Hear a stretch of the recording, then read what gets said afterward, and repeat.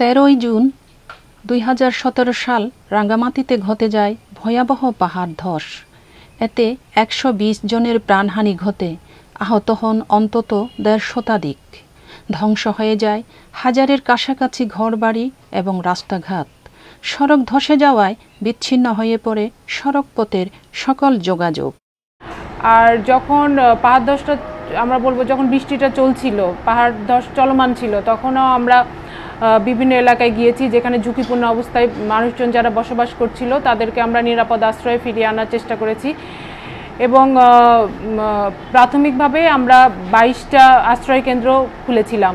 সেখানে যারা আশ্রয়হীন হয়ে পড়েছিল তাদেরকে আমরা আশ্রয় দিয়েছিলাম এবং তাৎক্ষণিকভাবে তাদের খাবার এবং আনুষঙ্গিক যে জিনিসগুলো প্রয়োজন সেগুলো আমরা সরবরাহ করেছিলাম জেলা প্রশাসন এবং অন্যান্যদের সহযোগিতায়।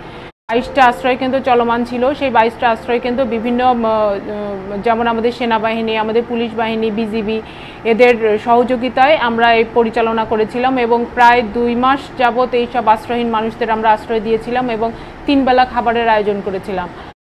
বিশেষজ্ঞদের ধারণায় পাহাড়ে নির্বিচারে গাছপালা ধ্বংস করা, পাহাড় কেটে ঘরবাড়ি দালানকোঠা নির্মাণ, পার্বত্য অঞ্চলের ভূমিরূপ গঠনের বিপরীতে সড়ক নির্মাণের কারণে এ ভয়াবহ দুর্যোগ ঘটে।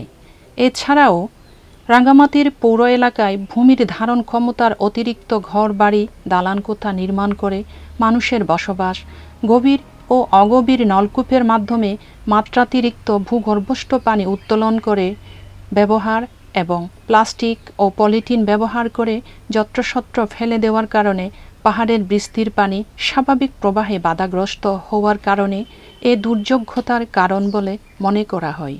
যে দুর্যোগে বজ্রপাতে প্রচণ্ড জ্বরে আমার ঘর বাড়ি পাহাড় ধসে প্রায় 3 ভাগের 2 ভাগ নিয়ে যায়, ধ্বংস হয়ে যায়। যে সাথে আমার ছেলে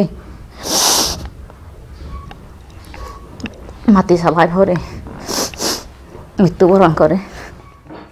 যারা ঝুঁকিপূর্ণ অবস্থায় আছে সেটা আমরা সেই জায়গাগুলো চিহ্নিত করেছি এবং সেখানে যে আমরা মতবিনিময় সভা করেছি, মানুষজন যারা ওখানে বসবাস করছে তাদেরকে আমরা সচেতন করেছি এবং এরপরও আমাদের এই সচেতনতা এবং তারা যেন নিরাপদ জায়গায় সরে যায় সেই বিষয়ে আমরা এখনও তাদেরকে নির্দেশ দিয়ে যাচ্ছি।